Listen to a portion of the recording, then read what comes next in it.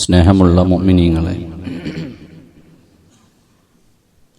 മഹാനായ ലുഖ്മാനുൽ ഹക്കീം റളിയല്ലാഹു അൻഹുവിന്റെ ജീവിതമാണ് നമ്മൾ പറഞ്ഞുകൊണ്ടിരിക്കുന്നത്. കഴിഞ്ഞ 2 ദിവസങ്ങളിലായി ലുഖ്മാനുൽ ഹക്കീം റളിയല്ലാഹു അൻഹുവിന്റെ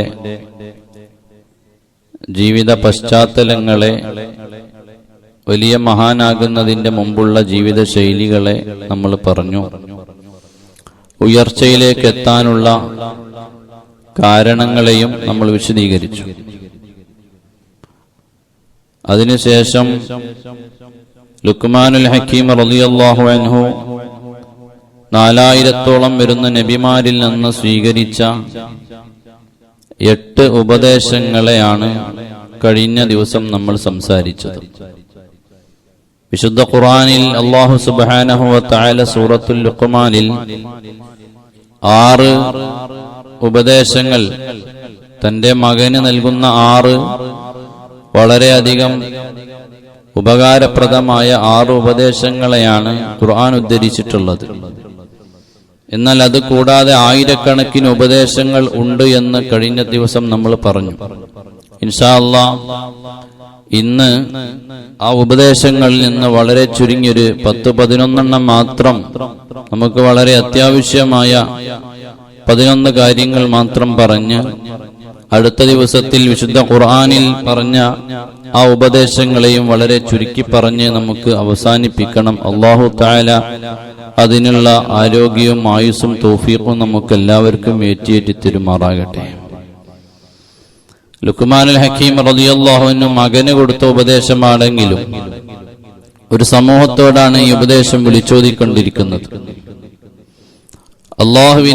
അള്ളാഹുവിന്റെ അടുക്കൽ വലിയ പ്രതീക്ഷ വെക്കണമെന്നും, എന്നാൽ പ്രതീക്ഷയെ കൈവിടാതെ തന്നെ അള്ളാഹുവിൽ വലിയ ഖൗഫ്, ഭയം വേണമെന്നും മകനോട് ലുഖ്മാനുൽ ഹക്കീം റളിയല്ലാഹു അൻഹു ഉപദേശിക്കുന്നുണ്ട്.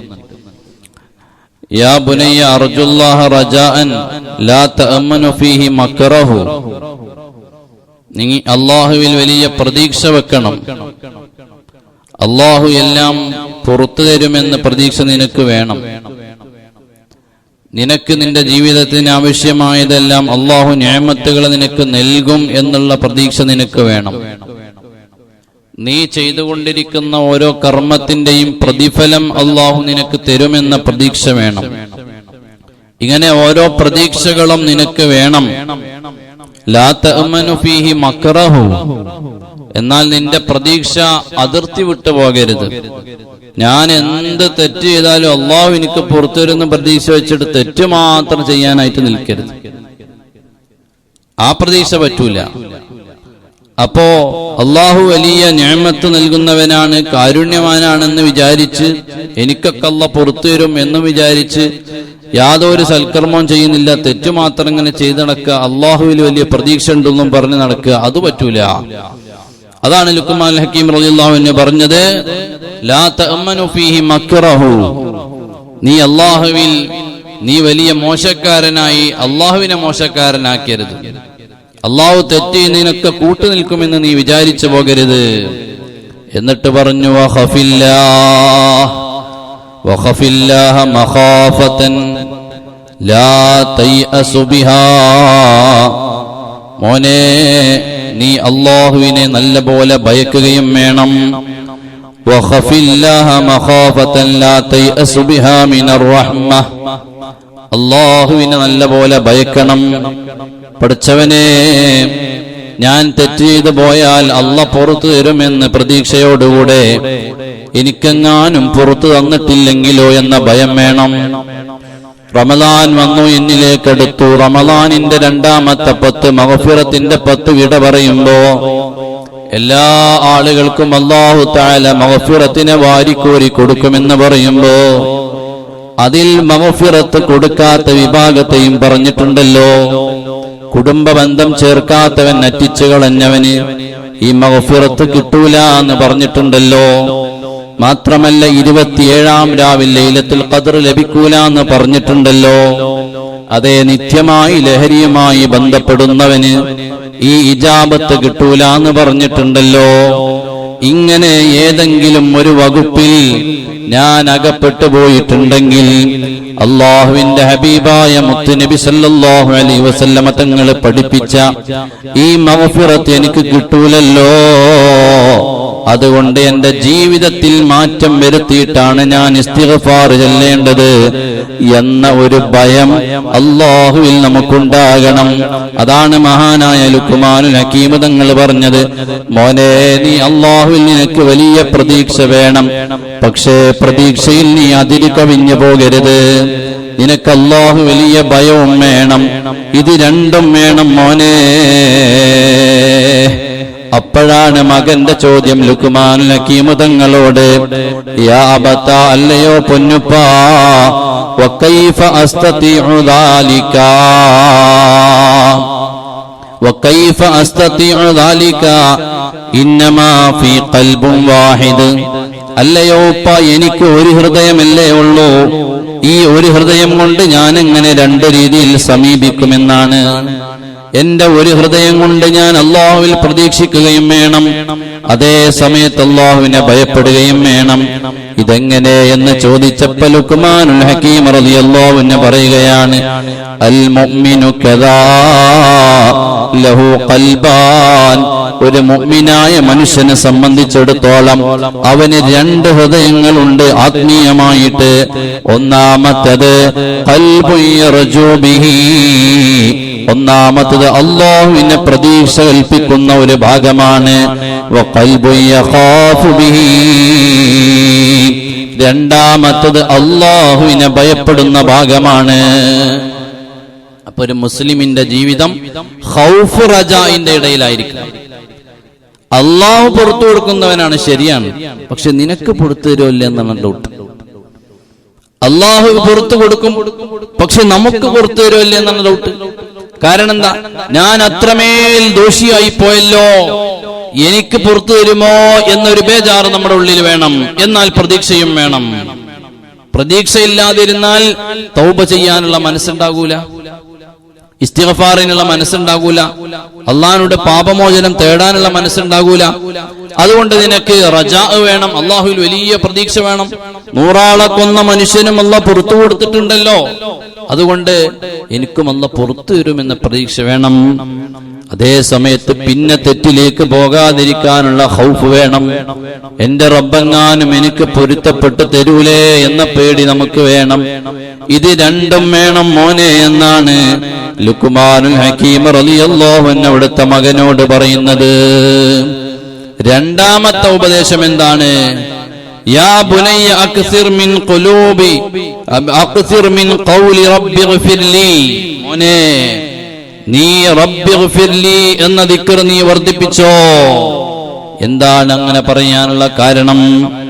അല്ലാഹുവേ എനിക്ക് പുറത്തു തരണമെന്ന് ദിക്ർ നീ വർദ്ധിപ്പിച്ചോ. ഫഇന്നല്ലാഹ സഅതൻ ലാ യറുദ്ദു ഫീഹാ സാഇൽ. അല്ലാഹുവിനൊരു നിമിഷമുണ്ട് മോനെ, ഒരു സമയമുണ്ട്. ഫഇന്നല്ലാഹ സഅതൻ ലാ യറുദ്ദു ഫീഹാ സാഇൽ. ആ സമയത്ത് നീ ദുആ ചെയ്താൽ നിന്റെ ദുആഇനെ തട്ടിക്കളയാത്ത ഒരു സമയമുണ്ട്. ആ സമയം ഏതാണെന്നറിയില്ല, ആ സമയം ഏതാണെന്നറിയില്ല. വെള്ളിയാഴ്ചയിൽ പ്രത്യേകമായ ഒരു നിമിഷമുണ്ട്.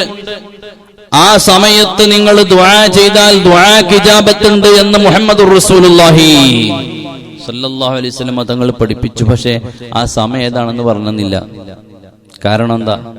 ആ സമയം പറഞ്ഞാൽ ആ സമയത്ത് മാത്രം പള്ളിയിലൊന്ന് പോകും, പിന്നെ അന്നത്തെ ദിവസം വേറെ ഇത്തികാഫും ഇല്ല, ദിക്റും ഇല്ല, സലാത്തും ഇല്ല, നിസ്കാരവും ഇല്ല, അൽകഹഫും ഇല്ല, ഒന്നുമില്ല.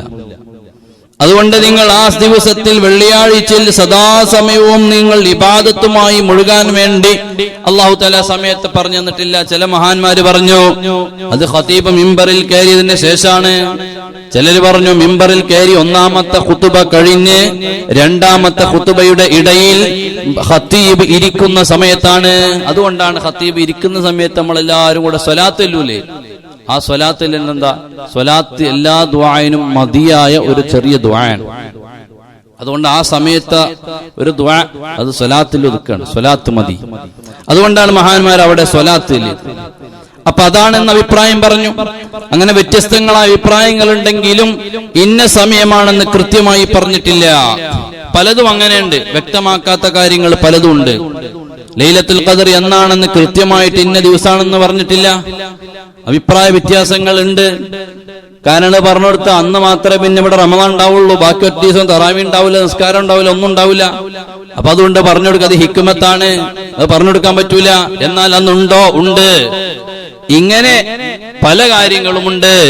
അതുകൊണ്ടാണ് ലുഖ്മാൻ ഹക്കീം റളിയല്ലാഹു അൻഹു മകനോട് പറഞ്ഞത്, മോനെ നീ യാ ബുനയ്യ അക്സിർ മിൻ ഖൗലി റബ്ബി ഗ്ഫിർലി, എല്ലാ സമയത്തും നീ പഠിച്ചവനെ എനിക്ക് പുറത്തു തരണം റബ്ബേ, എനിക്ക് പുറത്തു തരണേ റബ്ബേ എന്ന് നമ്മൾ ദുആ ചെയ്യണം.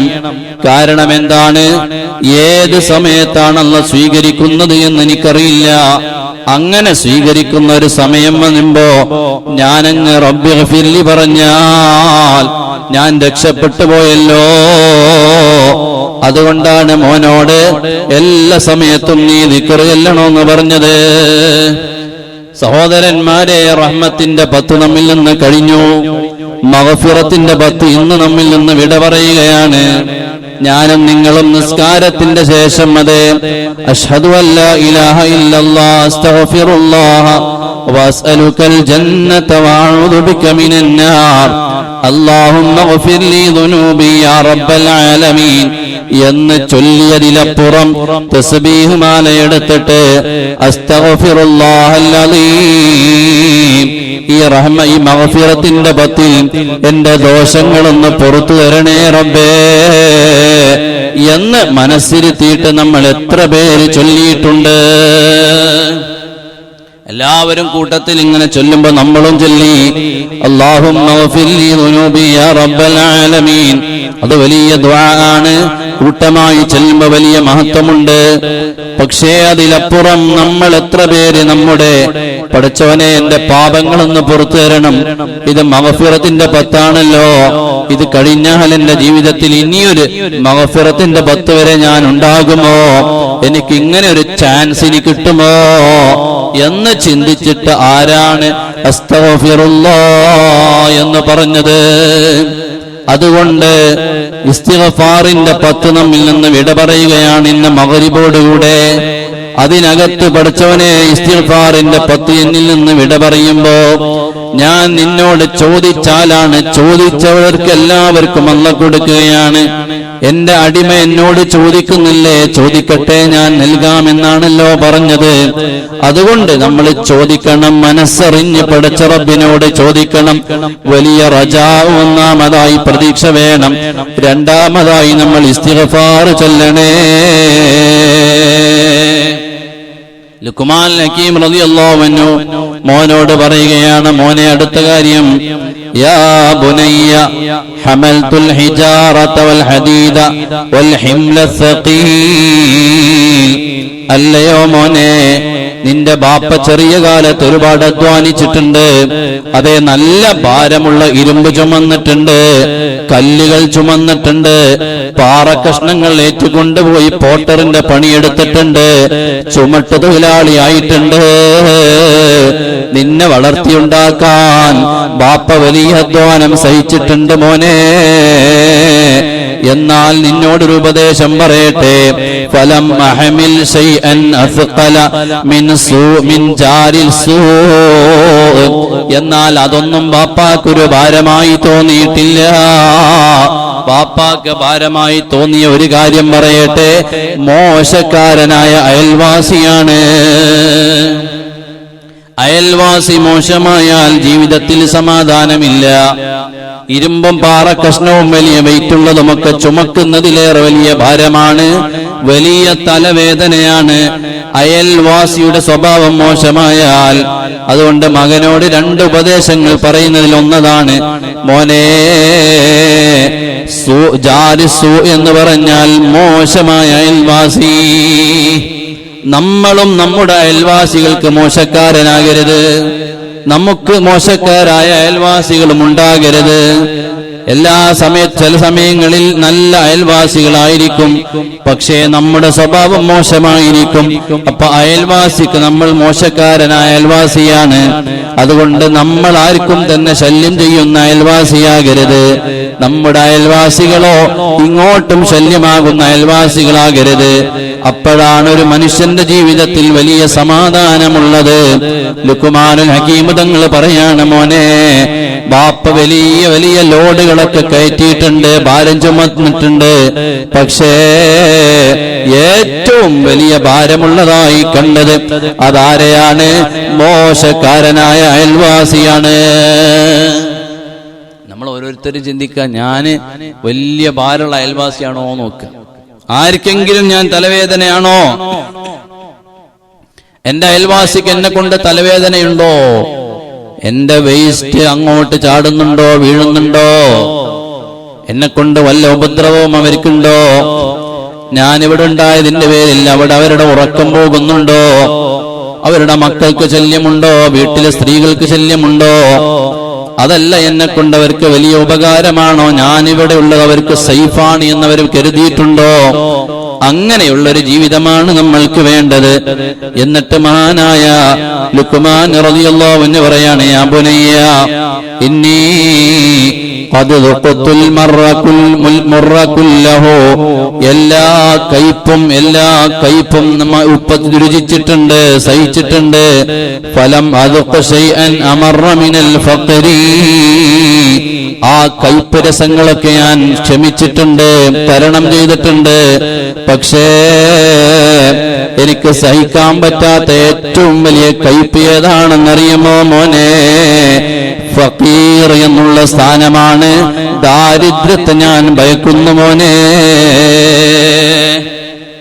ദാരിദ്ര്യം വലിയ പ്രശ്നമാണ്, പെശകാണ്. ദാരിദ്ര്യം വന്നു പെട്ടാൽ അപകടം വരാനുണ്ട്. നബി സല്ലല്ലാഹു അലൈഹി വസല്ലമ തങ്ങൾ പറഞ്ഞില്ലേ, പഠിപ്പിച്ചില്ലേ? അതേ, ദാരിദ്ര്യം കുഫറിലേക്ക് എത്തിക്കുമോ എന്ന് ഞാൻ ഭയപ്പെടുന്നുണ്ട്. കാരണം എന്തേ? പട്ടിണി കിടക്കുമ്പോഴാണ് ഒരു നേരത്തെ ഭക്ഷണത്തിന് വേണ്ടി എന്തിനും മനുഷ്യൻ തയ്യാറാകുന്നത്. വിശപ്പ് വന്നാലേ പണത്തിന് വേണ്ടിയിട്ട് മനുഷ്യൻ എന്തും ചെയ്യാൻ തയ്യാറാണ്. ആദർശം പണയം വെക്കും.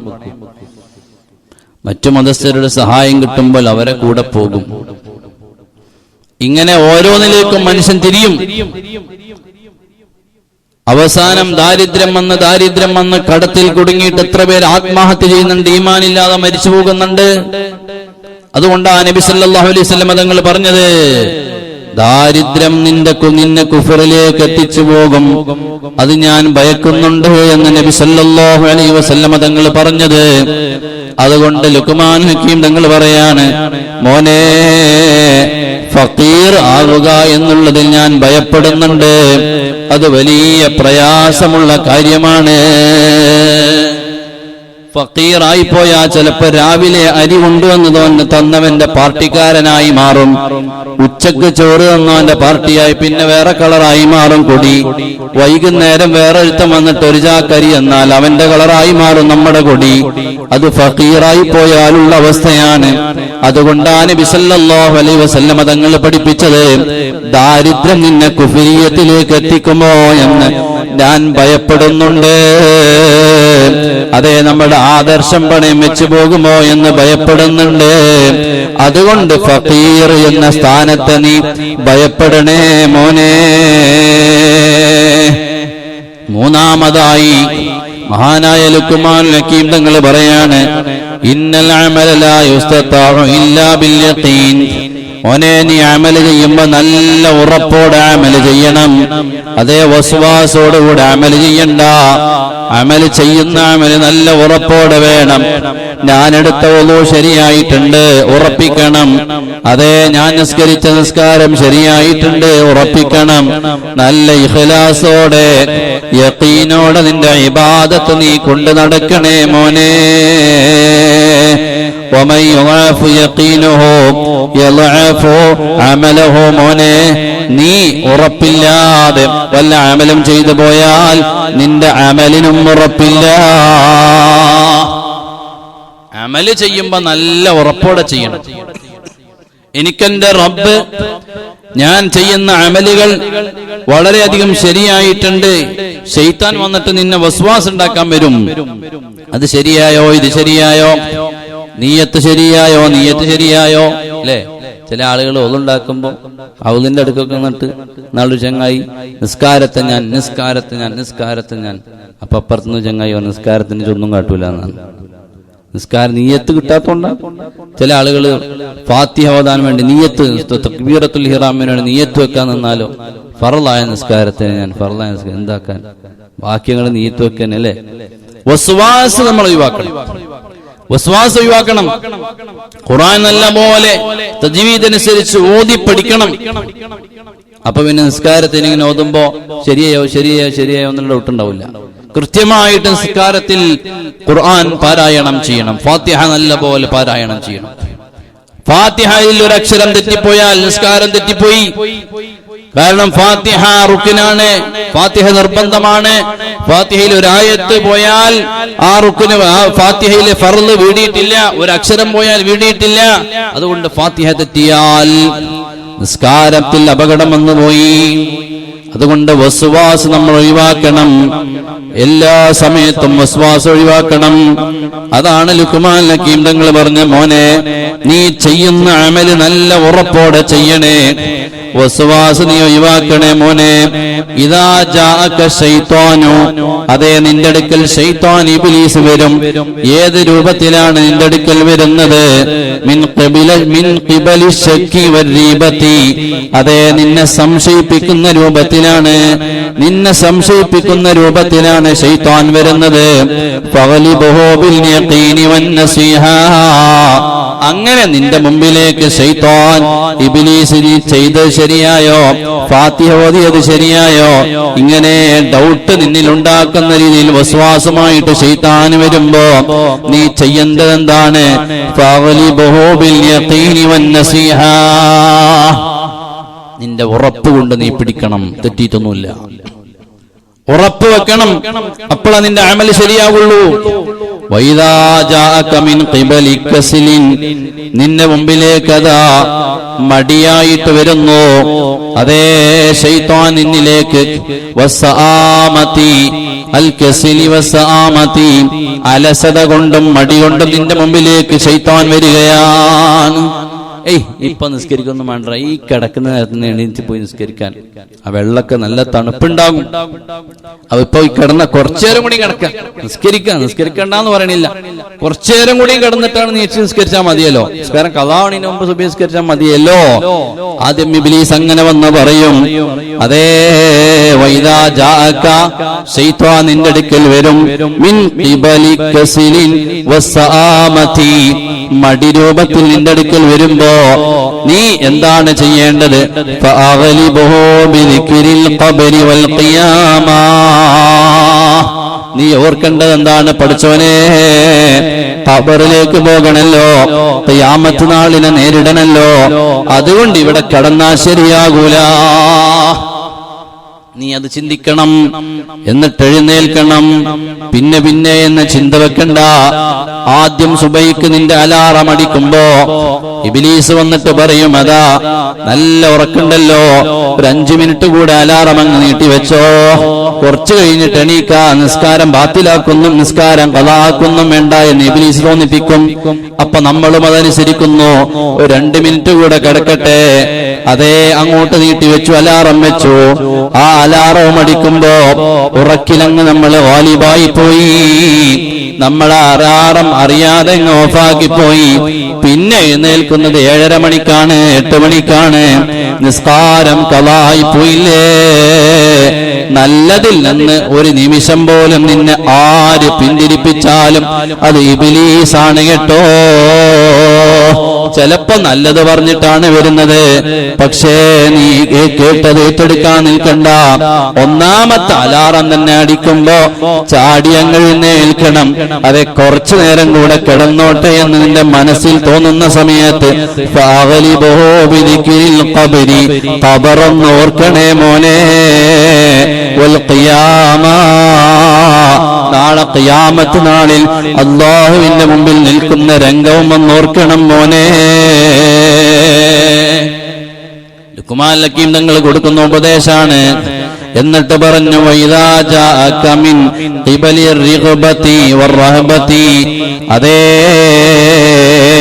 നിന്റെ മുമ്പിലേക്ക് ആ ദുനിയാവിന്റെ ആഡംബരങ്ങളെയും ആശകളെയും വെച്ചിട്ടാണ് ഇബ്ലീസ് വരുന്നത് എങ്കിൽ, അതേ ചിലപ്പോ നിന്റെ മുമ്പിലേക്ക് വലിയ വലിയ ആശകളെ വെച്ച് തരും ഇബ്ലീസ്.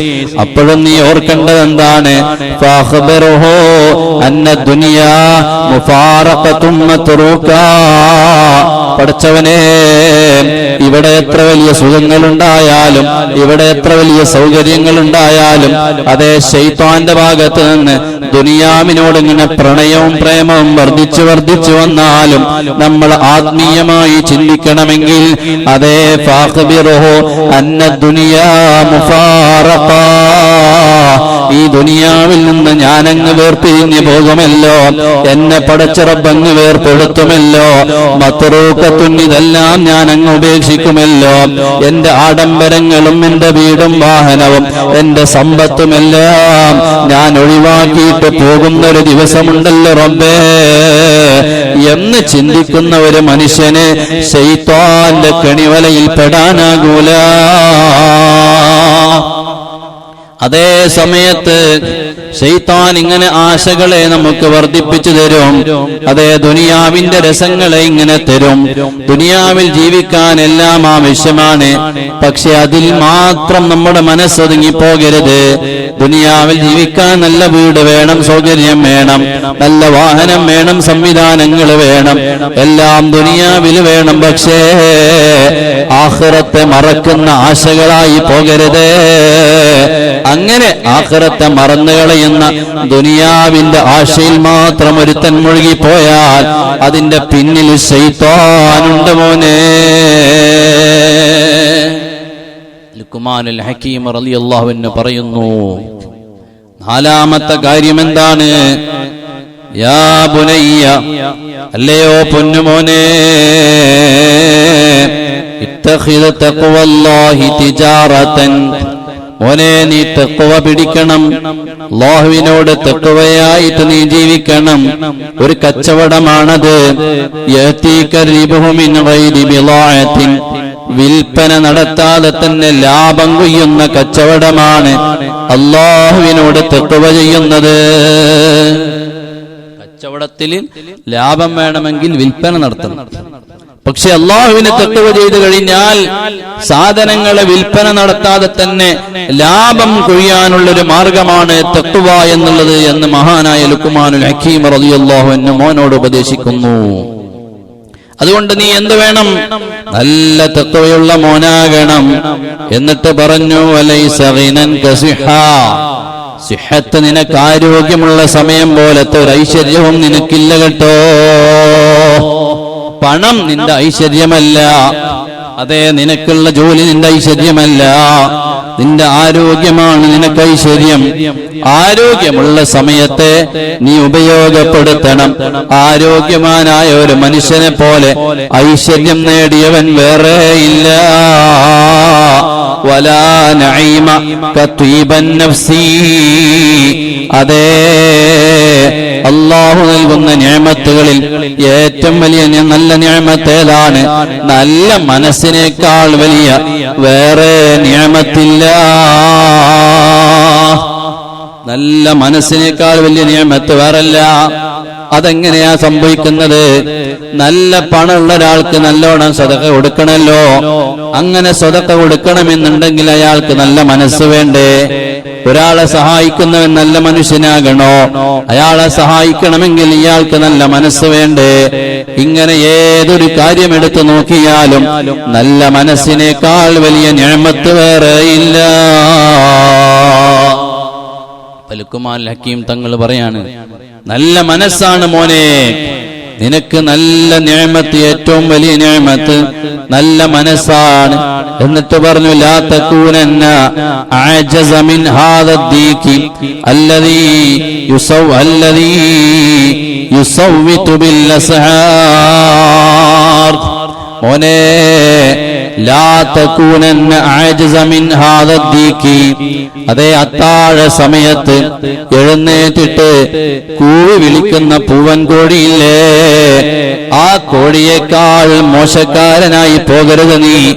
കോഴിയടക്കം എഴുന്നേറ്റിട്ട് ഇങ്ങനെ കൂവി വിളിക്കുമ്പോ പ്രഭാത സമയത്ത് സുബഹിക്ക് മുമ്പ് കോഴി ഇങ്ങനെ വീട്ടിൽ നിന്ന് കൂട്ടിൽ നിന്ന് കൂവുന്ന സമയത്ത് വഅൻത നായിമുൻ ഫീ ഫിറാശിക, നീ നിന്റെ വിരിപ്പിൽ കിടന്നുറങ്ങുകയാണല്ലേ, കോഴിയേക്കാൾ മോശക്കാരനാകല്ലേ മോനെ.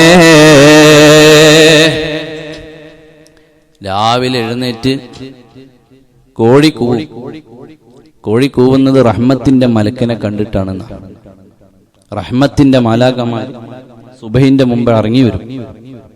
റഹ്മത്തിന്റെ മലക്കുകളെ കാണുമ്പോഴാണ് ഈ കോഴി, വീട്ടിലുള്ള പൂവൻ കോഴി കൂവുന്നത്. കാരണം പ്രഭാത സമയം നല്ല സമയമാണ്, ബർക്കത്തുള്ള സമയം, നേരത്തെ എഴുന്നേൽക്കണം. ചില ആളുകൾ റമദാനിലടക്കം അത്താഴത്തിനൊന്നും എഴുന്നേൽക്കൂല. ഞാൻ തറാവി കഴിഞ്ഞ് എന്തെങ്കിലും കഴിച്ച് കിടക്കും, പിന്നെ എണീക്കൂല, ഭയങ്കര സംഭവമായിട്ട് പറയും. അത് സുന്നത്തിനെതിരാ. അത്താഴം നിങ്ങൾ കഴിക്കണം, എന്തെങ്കിലും ഒന്ന് കഴിക്കണം, ഒരു മുറുക്ക് വെള്ളെങ്കിലും കഴിക്കണം. കാരണം ആ സമയത്ത് ബറക്കത്തുണ്ടെന്ന് ഹബീബ് മുത്ത് റസൂലുള്ളാഹി സ്വല്ലല്ലാഹു അലൈഹി വസല്ലം. തീരെ അത്താഴത്തിന് എണീക്കാത്ത ആളുകൾ ഉണ്ടാവും. അത്താഴത്തിന്റെ സമയത്ത് എഴുന്നേൽക്കണം, എന്തെങ്കിലും ഒന്ന് കഴിക്കണം. കാരണം ആ ബറക്കത്ത് നമുക്ക് നഷ്ടപ്പെട്ടു പോകരുത്. അതുകൊണ്ട് അത്താഴം കഴിക്കുക എന്ന സുന്നത്ത് കിട്ടാൻ ഒരു മുറുക്ക് വെള്ളം കുടിച്ചാലും മതി, എന്തെങ്കിലും അല്പം കഴിച്ചാൽ മതി. ആ സുന്നത്ത് നമ്മൾ കളയാൻ പാടില്ല. കാരണം ആ സമയം വലിയ ബറക്കത്തുള്ള സമയമാണ്. റമദാനിൽ പ്രത്യേകിച്ചും അല്ലാത്ത സമയങ്ങളിലും സുബഹിക്ക് മുമ്പുള്ള സമയം വലിയ ബറക്കത്തുള്ള സമയമാണല്ലോ. അതുകൊണ്ടാണ് ലുക്മാൻ ഹക്കീം റളിയല്ലാഹു അൻഹു മോനോട് പറഞ്ഞത്, മോനെ നീ വിരിപ്പിൽ ഇങ്ങനെ കിടന്നുറങ്ങിയിട്ട് കോഴിയൊക്കെ എഴുന്നേറ്റു, ആ കോഴിയേക്കാൾ വലിയ മോശക്കാരനാകല്ല. എന്നിട്ട് മഹാനായ അതേ ലുക്മാനുൽ ഹകീം തങ്ങൾ മോനോട് പറയാണ്, ലാ തുഅഖിറ തൗബ, നിന്റെ തൗബയെ നീ പിന്തിപ്പിക്കരുത് മോനെ. ഫഇന്നൽ മൗത യതി ബഗ്ത, നിന്റെ മരണം ആകസ്മികമായിട്ട് വരുന്നതാണ്. അതുകൊണ്ട് തൗബയെ നീ നീട്ടിവെക്കല്ല മോനെ. തെറ്റ് സംഭവിച്ചു പോയിട്ടുണ്ടെങ്കിൽ പെട്ടെന്ന് തന്നെ അല്ലാഹുവിനോട് നീ അതേ തൗബ ചെയ്ത് മടങ്ങണേ. എന്നിട്ട് പറഞ്ഞു, ഇത്തഖില്ലാ, നീ അല്ലാഹുവിനെ ഭയപ്പെടണം. വലാ തുരിന്നാസ അന്നക തഖ്ശല്ലാഹ ലിയുകർരിമുക ബിദാലിക വഖൽബുക ഫാജിർ. അല്ലാഹുവിനെ നീ ഭയപ്പെടണമെന്ന് മാത്രമല്ല, ജനങ്ങളെല്ലാവരും നിന്നെ നീ തഖ്വയുള്ളവനാണെന്ന് കാണുന്ന രീതിയിൽ നീ നടക്കുന്നതിന് നീ ഭയന്നോ മോനെ. ഞാൻ വലിയ തഖ്വയുള്ള ആളാണ് എന്ന് തോന്നിപ്പിക്കുന്ന രീതിയിൽ ജനങ്ങളുടെ മുമ്പിലൂടെ നടക്കുന്നതിനെ നീ സൂക്ഷിച്ചോ. വഖൽബുക ഫാജിർ, അങ്ങനെയുള്ള മനുഷ്യർ തമ്മാടികളുടെ കൽബുള്ളവനാണ്. ജനങ്ങൾ കാണാൻ വേണ്ടിയിട്ട് അമല് ചെയ്യാൻ പാടില്ല. ജനങ്ങള് ഞാൻ വലിയ തഖ്വയുള്ള ആളാണ്, ജനങ്ങൾ നാലാള് മനസ്സിലാക്കട്ടെ, വേണ്ട. അങ്ങനെ ഒരു അമല് നമ്മൾക്ക് വേണ്ട. നമ്മുടെ അമല് അല്ലാഹു അറിഞ്ഞാൽ മതി. ചില അമലുകൾ ഉണ്ടാകും, അത് കണ്ട് പഠിക്കാൻ വേണ്ടിയിട്ട്. ചില ആളുകൾ സദസ്സിൽ നിന്ന് സദഖയും സംഭാവനകളും ഏറ്റെടുക്കും. എന്തിനാണ്? അത് ബാക്കിയുള്ളവർക്കൊരു നല്ലതിനുള്ള പ്രേരണയാകട്ടെ എന്ന നിയത്തോടുകൂടെയാണ്. അല്ലാതെ നാലാള് എന്നെ അറിയട്ടെ എന്ന രീതിയിൽ കൊടുത്താൽ കൂലിയില്ല. അതുകൊണ്ട് നീ ഇത്തഖില്ലാഹ, നീ അല്ലാഹുവിനെ നല്ലപോലെ തഖ്വ ചെയ്യണം മോനെ.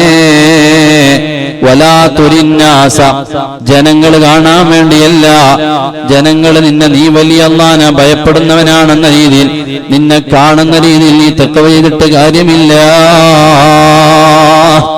അഞ്ചാമത്തെ ഉപദേശം എന്താണ്? അഞ്ചാമത്തെ ഉപദേശം, അല്ല മോനെ, ലാ തുർഗബ് ഫീ വുദ്ദിൽ ജാഹിലി ഫയറാ അന്നക തർലാ അമലഹു. നീ ഒരു ജാഹിലിന്റെ കൂടെ ഇങ്ങനെ കൂട്ടുകൂടുമ്പോ അവനോട് വലിയ സ്നേഹം പ്രകടിപ്പിക്കുമ്പോൾ വല്ലാതെ അടുത്തു പോകരുത്. ഒരു വിവരമില്ലാത്ത മനുഷ്യൻ തോന്നിവാസങ്ങൾ മുഴുവനും ചെയ്യുന്നുണ്ട്, അയാളോട് വല്ലാതെ അടുത്ത് നീ കൂട്ടുകെട്ടി പോകരുത്. കാരണം അങ്ങനെ നീ അവനുമായി കൂട്ടുകെട്ടിയാൽ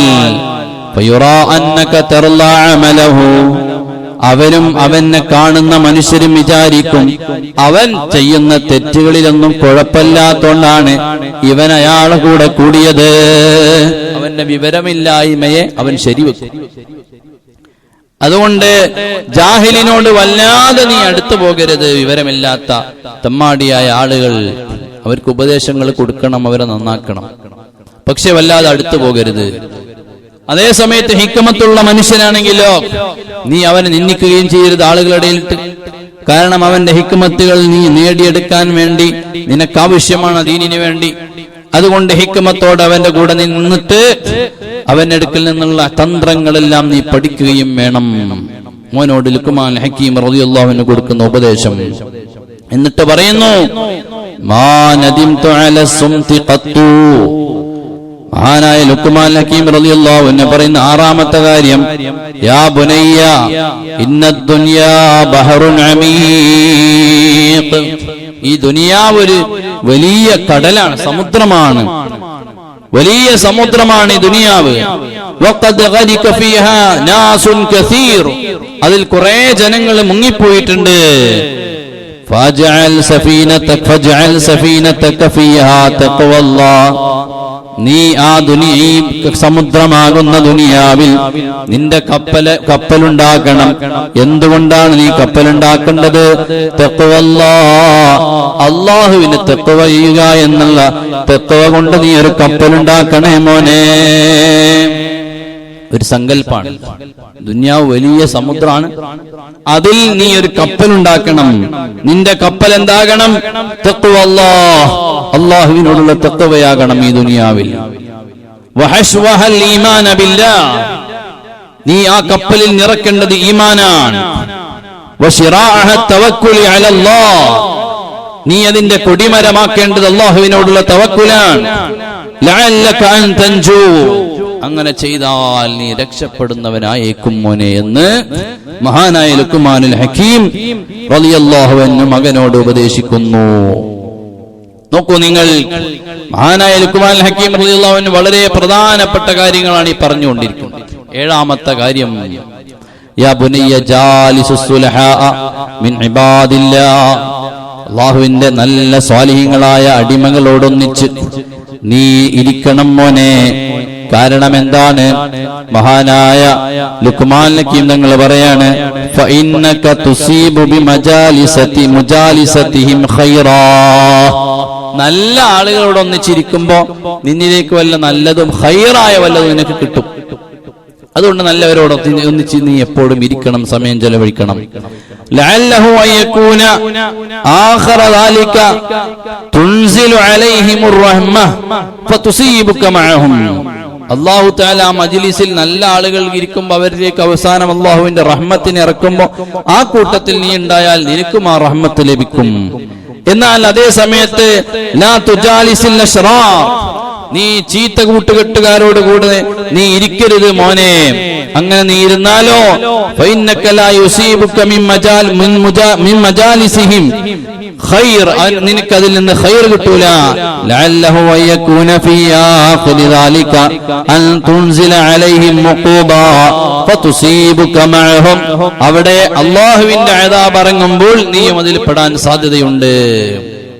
അതുകൊണ്ട് സ്വാലിഹീങ്ങളോട് കൂട്ടുകെട്ടുവാണ്. നല്ല ആളുകളോട് നല്ല പരിചയം വേണം, നല്ല ആളുകളുമായി എപ്പോഴും ബന്ധം വേണം. നമ്മൾ നല്ല ആളുകളിൽ ചില ആളുകൾ, ഞാനിപ്പോ നല്ല ആൾക്കാർ ആരെങ്കിലും ഒരാളെ കാണുമ്പോ അവരെ നമ്മൾ ബുദ്ധിമുട്ടിക്കാൻ പോകണ്ടെന്ന് വിചാരിച്ചിട്ട് കുറെ ആൾക്കാർ ഉൾവലിഞ്ഞു പോകും. അങ്ങനെ ചെയ്യരുത്. നമ്മൾ ബന്ധങ്ങൾ സ്ഥാപിക്കണം, നല്ല മനുഷ്യരോട് ബന്ധം സ്ഥാപിക്കാൻ ശ്രമിക്കണം, അവരോട് കൂട്ടുകെട്ടാനാണ് നമ്മൾ ശ്രമിക്കേണ്ടത്. ഞാൻ ചെന്നിട്ട് അവിടെ ബുദ്ധിമുട്ടുണ്ടാവോ എന്ന് നമുക്ക് തന്നെ ഒരു വേണ്ടാത്ത തോന്നരുത്.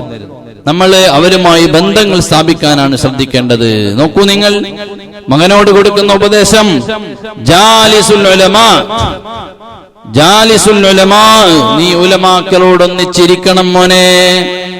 സ്വാലിഹീങ്ങളോടൊന്നിച്ചിരിക്കണം, ഉലമാക്കളോടൊന്നിച്ചിരിക്കണം. വസാഹിമുഹും, ആ ഉലമാക്കളിലേക്ക് നീ മുട്ടുകാലിൽ ഇഴഞ്ഞിഴഞ്ഞു പോയാലും ഉലമാക്കളോട് നിന്റെ സാന്നിധ്യം ഉണ്ടായിക്കോ മോനെ, അവരോടൊന്നിച്ച് നീ കൂട്ടുകെട്ടിക്കോ മോനെ.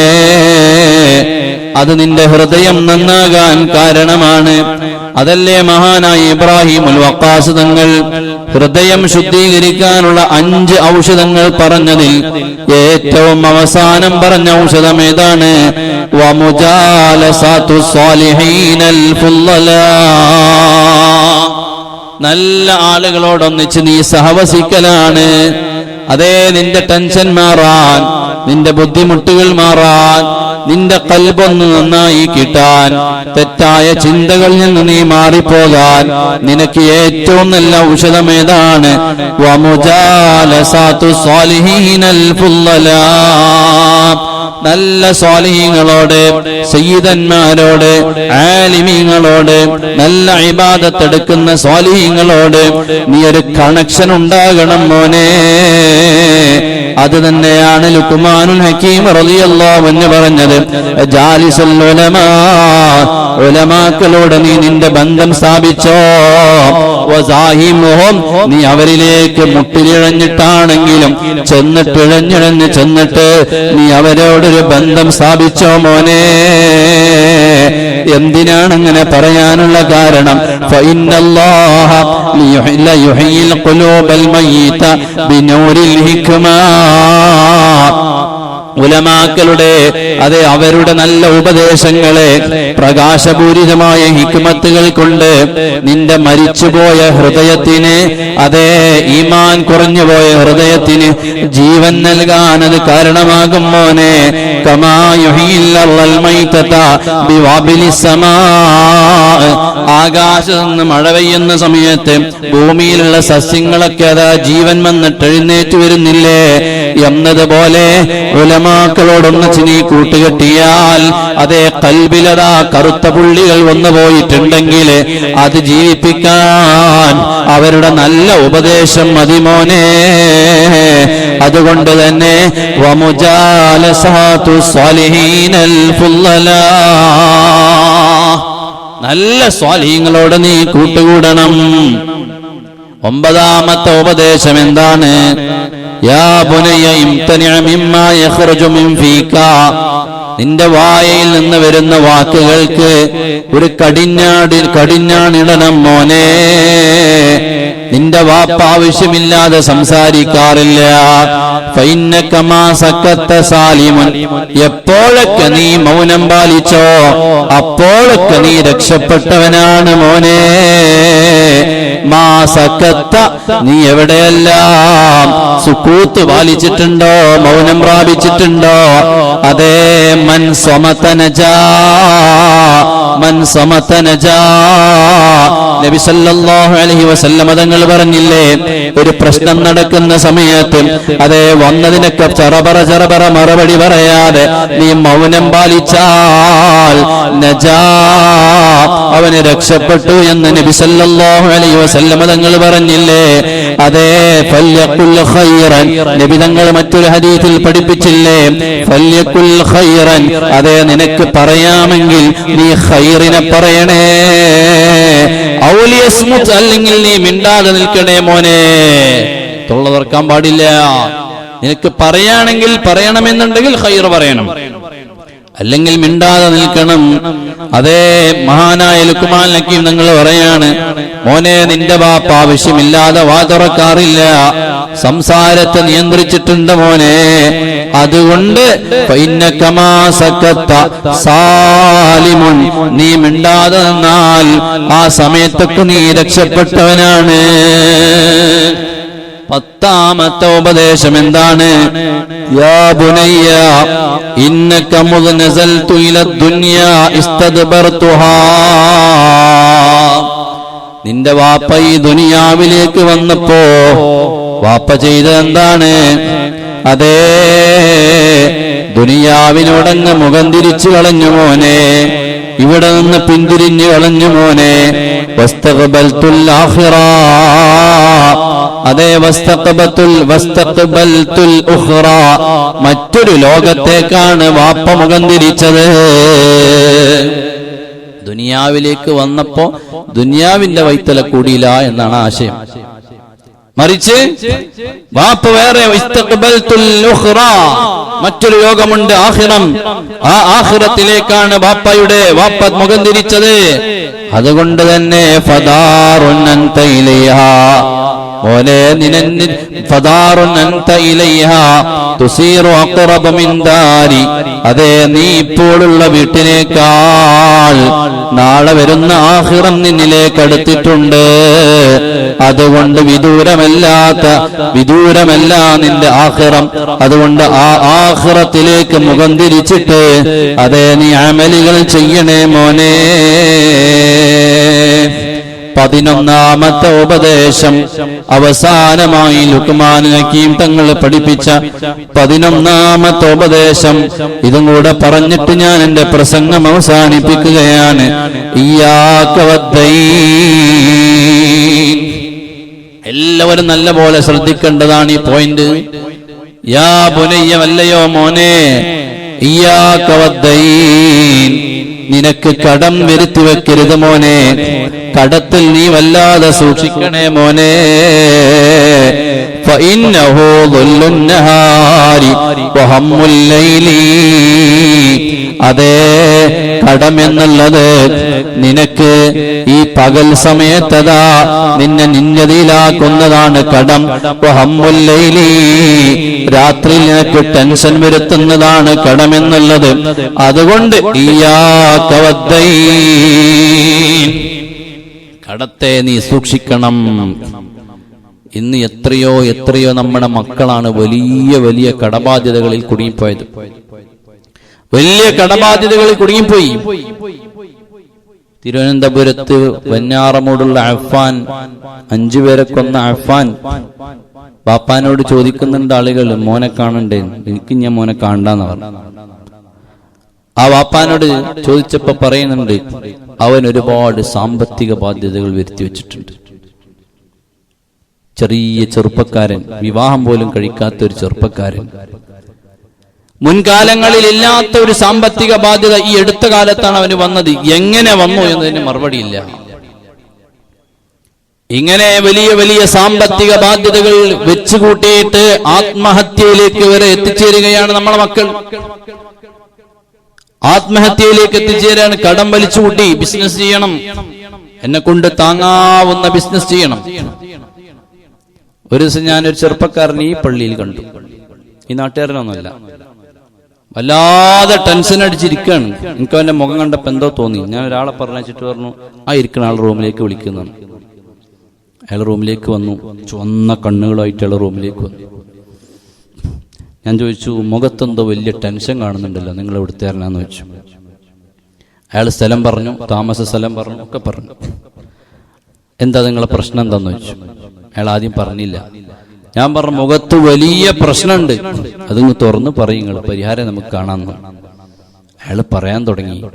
കോടികൾ പൊട്ടിയിട്ട് വീട്ടിലിരിക്കാൻ പറ്റുന്നില്ല, നാട്ടിൽ നിൽക്കാൻ പറ്റുന്നില്ല, അങ്ങനെ കറങ്ങിയിട്ട് വന്നിരുന്ന ഞാൻ ആത്മഹത്യയുടെ വക്കീലാണ് ഉസ്താദേ എന്ന് പറഞ്ഞ അവസാനോട്. പണത്തിൽ കുടുങ്ങിപ്പോയാൽ ആത്മഹത്യയുടെ വക്കീലെത്തിയിട്ട് വന്നിരിക്കുകയാണ്. ഇന്നല്ലെങ്കിൽ നാളെ ആത്മഹത്യയിലേക്ക് പോകാനുള്ളൊരു മനുഷ്യൻ, ആ മനുഷ്യൻ ഇരുത്തിയിട്ട് ഒരുപാട് നേരം പറഞ്ഞ് മനസ്സിലാക്കി കൊടുത്ത് സ്വലാത്ത് ചൊല്ലിക്കോ പരിഹാരം ഉണ്ടാകുമെന്നും പറഞ്ഞെടുത്തു. അദ്ദേഹം അങ്ങനെ സമാധാനത്തിന്റെ ഒരു രൂപം ഉണ്ടായിട്ടാണ് അദ്ദേഹം പോയത്. ഞാൻ പറഞ്ഞത് സാമ്പത്തികമായ ഇടപാടുകൾ വലിച്ചു കൂട്ടുമ്പോൾ നമ്മൾ ശ്രദ്ധിക്കണം. ബിസിനസ്സുകാർ പ്രത്യേകം ശ്രദ്ധിക്കണം. ഉണ്ടാകുമ്പോൾ നല്ലോണം ഉണ്ടാകും.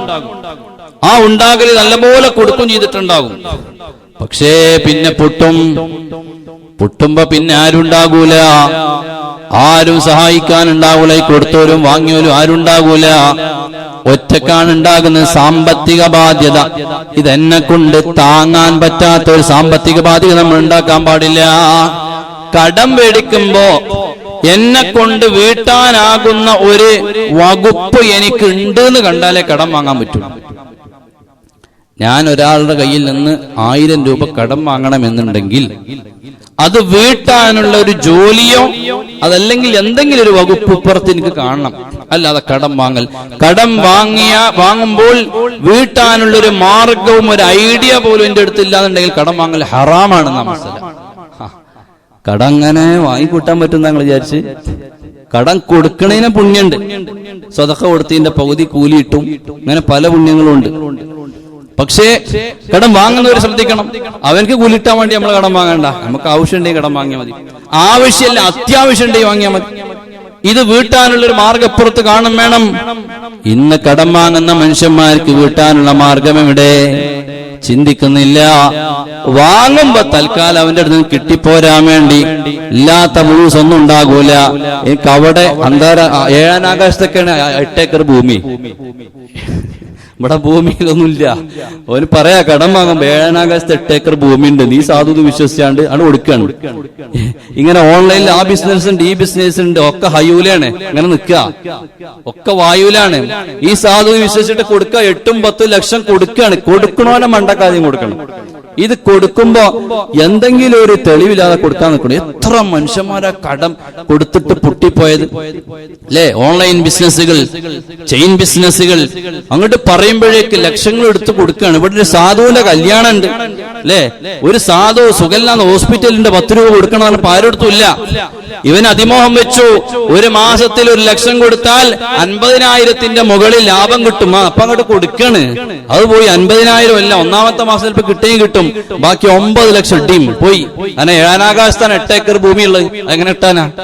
അപ്പൊ അതുകൊണ്ട് കടം വാങ്ങുന്നതും കടം കൊടുക്കുന്നതും നമ്മൾ ശ്രദ്ധിക്കണം. നിന്റെ കടം നിന്നെ അതേ അപകടത്തിലെത്തിക്കും. നീ കടം സൂക്ഷിക്കണേ മോനെ. ആവശ്യമില്ലാതെ കടം വാങ്ങരുത്. വാങ്ങിയാൽ തന്നെ അടുത്ത ബേജാറെന്താ? പഠിച്ചോനെ ആ കടം വീട്ടണം. അത് വീട്ടാതെ വേറൊരു പദ്ധതിക്ക് നിൽക്കരുത്. ഈ പൊട്ടണതൊക്കെ അങ്ങനെയാണ്. ഇവിടുന്ന് ഇങ്ങനെ വാങ്ങി, പിന്നെ അങ്ങനെ അപ്പുറത്തുനിന്ന് അങ്ങോട്ട് വാങ്ങി, ഇങ്ങനെ ഒന്നായിട്ട് വാങ്ങി ശീലിച്ചോ നിർത്തൂല കേട്ടോ. കടം നമുക്കൊക്കെ ഒരു മനുഷ്യന് 10 രൂപ കൊടുക്കാണ്ടെന്ന് പറഞ്ഞ ബേജാറാണ്. കാരണം നമ്മൾ അങ്ങനെ ശീലിച്ചിട്ടുള്ളൂ, അങ്ങനെ നമ്മളെ പഠിപ്പിച്ചിട്ടുള്ളൂ. പക്ഷെ കടം വാങ്ങി ശീലിച്ച ഒരു മനുഷ്യൻ നമ്മളിങ്ങനെ ആലോചിക്കും, ഈ മനുഷ്യൻ ഇത്രയും ആളുകളെ പൊട്ടിച്ച് മുങ്ങിയിട്ട് പിന്നെ എങ്ങനെ കടം ചോദിക്കാനുള്ള മനസ്സ് വരുന്നു? ശീലിച്ചവനെ നിർത്താൻ കഴിയില്ല, അവൻ ചോദിച്ചുകൊണ്ടേയിരിക്കും. അത് അവന്റെ ഒരു ശീലാണ്. അപ്പൊ അതുകൊണ്ട് കടം കൊടുക്കുമ്പോഴും നമ്മൾ ശ്രദ്ധിക്കണം. കടം വാങ്ങുമ്പോ എന്നെ കൊണ്ടത് വീട്ടാനുള്ള വകുപ്പുണ്ടോ എന്ന് നല്ലപോലെ ചിന്തിക്കണം. ലുക്മാൻ ഹക്കീം റളിയല്ലാഹു അൻഹു മോനോട് പറയാൻ, ഇയ്യാക വദ്ദൈൻ, കടത്തെ നീ സൂക്ഷിക്കണം, ഭയപ്പെടണം. കടം വന്നുപെട്ടാൽ പകൽ സമയത്ത് നിനക്ക് വീട്ടിൽ നിൽക്കാൻ പറ്റൂല. ആളുകൾ നിന്നെ തെരഞ്ഞു വരുന്നു. വലിയ ന്യൂനതയാണ് മോനെ. ഹമ്മുല്ലൈൽ, രാത്രിയാകുമ്പോ കടം ചിന്തിച്ചിട്ട് നിനക്ക് ടെൻഷനാണ്. അപ്പോഴാണ് ആത്മഹത്യ ചെയ്യണോ നാട് വിട്ടേക്കണോ എന്നൊക്കെ തോന്നുന്നത്. അതേ, നാട് വിട്ടാൽ നിന്റെ കടത്തിന് പരിഹാരമാണോ? ആത്മഹത്യ ചെയ്താൽ നിന്റെ കടത്തിന് പരിഹാരമാണോ? ഇല്ലല്ലോ. കൊടുക്കാനുള്ളത് കൊടുത്തു വീട്ടണ്ടേ. ആത്മഹത്യ ചെയ്താലും അതേ കൊടുക്കാനുള്ളവനെ കൊടുത്തു വീട്ടാതെ ബാധ്യത തീരൂലല്ലോ. നാട് വിട്ടുപോയാൽ അതേ നീ കൊടുക്കാനുള്ള മനുഷ്യന് കൊടുത്ത് ബാധ്യത വീട്ടാതെ നിന്റെ ബാധ്യത ദുനിയാവിൽ നിന്നും ആഖിറത്തിൽ നിന്നും തീരുന്നില്ലല്ലോ. അല്ലാഹു തആല കടബാധ്യതകളിൽ നിന്ന് നമ്മെ എല്ലാവരെയും രക്ഷിക്കട്ടെ. അല്ലാഹു നമുക്ക് കടത്തിൽ നിന്ന് സലാമത്ത് നൽകട്ടെ ഇൻഷാ അല്ലാഹ്.